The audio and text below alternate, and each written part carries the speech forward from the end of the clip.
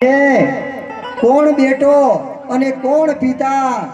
હે અર્જુન, અર્જુન હું તો તારો બેટો એક વખત થયો, પણ તારો બાપ હું 7 વખત થયો છું, 7 વખત, પણ મેં વિષાદ કર્યો નથી. તો આ તો કયા ભવનું હોય અને કયું? જય શ્રી કૃષ્ણ ફુવા, જય શ્રી કૃષ્ણ, જય શ્રી કૃષ્ણ, જય શ્રી કૃષ્ણ. કયા ભવનું હોય બાથું એ કોઈને ખબર નથી.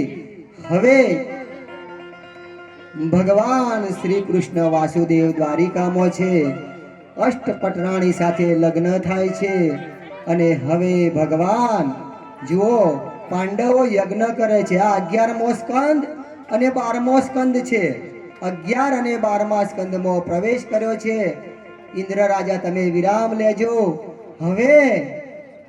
હવે પાંડવો યજ્ઞ કરે છે. ભીષ્મ પિતા કહે છે, વાસુદેવને આમંત્રણ આપે છે.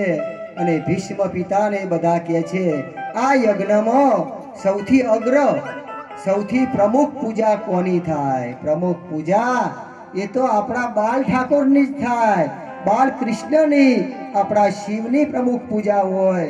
એ વખતે દુર્યોધન, શકુની, કર્ણ અને શિશુપાલ ત્યાં હાજર છે.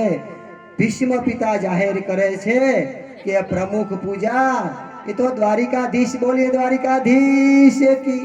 પ્રમુખ પૂજા દ્વારિકાધીશની થશે. પણ દુર્યોધનને ગમ્યું, એને થયું કે મારી થશે પૂજા. હું છત્રપતિ છું, હું છત્રપતિ છું. જો હું કાઢી નાખજો, આ કથા હું કાઢવા માટે જ છે, હું કાઢવા માટે. છત્રપતિ કે છે મારી પૂજા, અને ઊભો થાય છે મારા સભામાં રહેવું. પણ એ વખતે શકુની હાથ દબાવે છે કે ભાણા, ભાણા ઉતાવળ ના કર, આનો રસ્તો મારી પાસે છે. કે શું રસ્તો છે? કે શિશુપાલના લગ્ન જો થવાના હતા રૂકમણી સાથે, એનું હરણ બાલ ગોવિંદે કર્યું હતું. તો આજે શિશુપાલને સામે કરીએ, આપણે સામે આવવું નથી. જુઓ, શકુનીની બુદ્ધિ અધર્મમાં કેટલી ચાલે છે, આ સમજવા જેવું છે. જેની પાસે રામ નામ નથી, કૃષ્ણ નામ નથી, એની બુદ્ધિ એ પવન વેગે અધર્મમાં ચાલશે. સાહેબ જય શ્રી કૃષ્ણ, જય શ્રી કૃષ્ણ. આમંત્રિત સૌ મહેમાનોનું યજમાન પરિવાર અને વ્યાસપીઠ દ્વારા મોઘેરા મહેમાનોનું ખૂબ સ્વાગત છે. જુઓ, અધર્મની બુદ્ધિ બહુ દોડે છે, બહુ દોડે છે. શકુની કહે છે બળભદ્ર સાથે છે એટલે આપણે કનૈયાનો વિરોધ કરાય નહીં, પણ આ શિશુપાલને આગળ કરો. શકુની કહે છે કે શિશુપાલ, તું આ સભામાં શા માટે બેઠો છે? કેમ? જે દ્વારકાધીશે તું જાન લઈને ગયો તો, પણ તું એમને એમ પાછો આવ્યો, તારું અપમાન કર્યું, તો એની પૂજા થાય છે. તું આ સભામાં વિરોધ કર.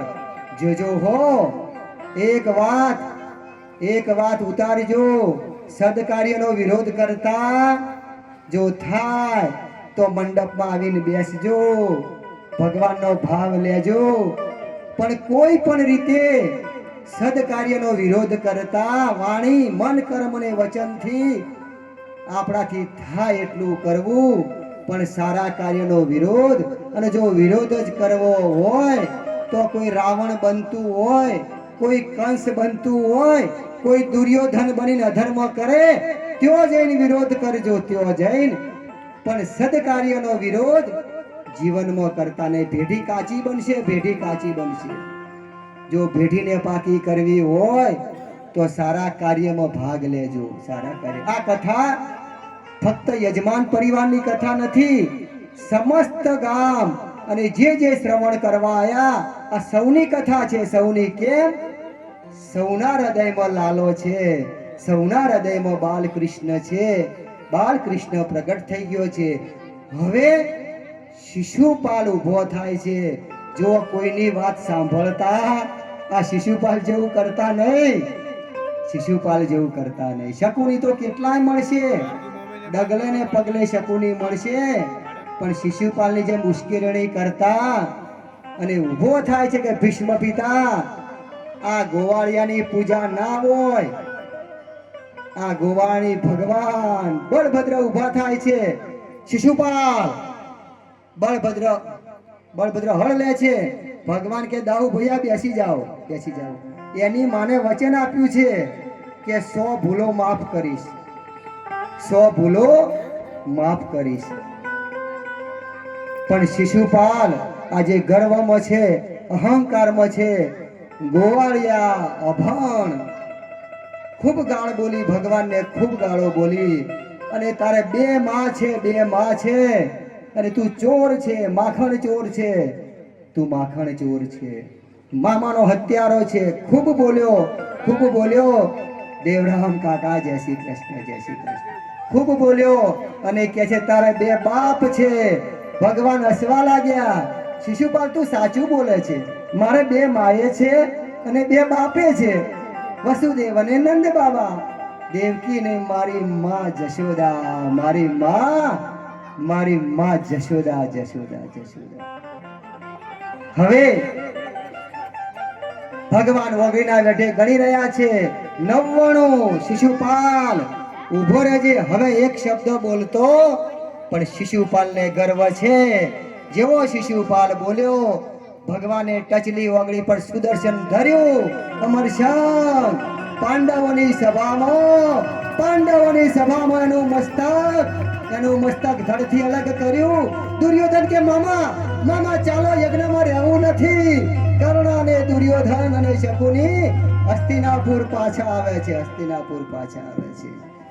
પણ વેણ બોલવામાં યાદ રાખજો, દ્રૌપદી જ્યારે દુર્યોધન મામા સાથે ને કર્ણ સાથે ઇન્દ્રપ્રસ્થનો માયાવી મહેલમાં ગયો અને જો પાણી હતું ત્યાં પાણી હતું નહીં, ધોતિયું ઊંચું કરીને ચાલવા લાગ્યો અને પડી ગયો. દ્રૌપદી 7મા માળેથી ખડ હસી કે ઓધળા જ હોય. ઓધળા તો જોજો હો, વચન બોલવામાં ઉતાવળ કરતા નહીં અને દુર્યોધનની જેમ ગોઠ પણ મારતા નહીં. દુર્યોધને આમ જોયું કે રાણી મને તો ઓધળો કીધો, પણ મારી માં અને મારા બાપ બંનેને ઓધળા કીધા. રાણી હું ગોઠ મારું છું. આ કુરુક્ષેત્રની ગોઠ. જીવનમાં કુરુક્ષેત્ર આવશે, સુખ અને દુઃખ આવશે, પણ જો હરિનામ હશે તો જુઓ અભિમન્યુ શું કહે છે કે અર્જુન હું આત્મા છું. આત્માનો સંબંધ કોઈની સાથે નથી. આ તો શરીર છે એનો સંબંધ છે. 2 મિનિટ.